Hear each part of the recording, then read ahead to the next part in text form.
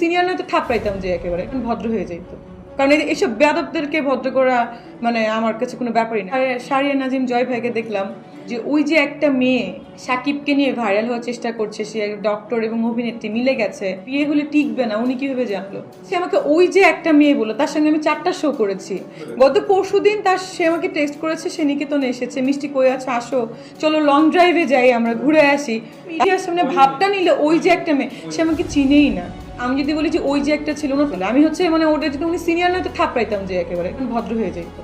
কারণ এইসব বেয়াদবদেরকে ভদ্র করা মানে আমার কাছে কোনো ব্যাপারই না। কারণ কাজের বউ তো ওর বাসার বউ আর যোগ্য না, ফাউল কোথাকার বেয়াদব একটা। ওর প্রোগ্রামে গেলেও মনে করেন এরকম কথা বল, চুমা দিতেছে আমার অফিস কিনে হাতে, আমার কাছে ভিডিও আছে, চুমা দিয়ে অফিস কিনে আমার হাতে কিস করে।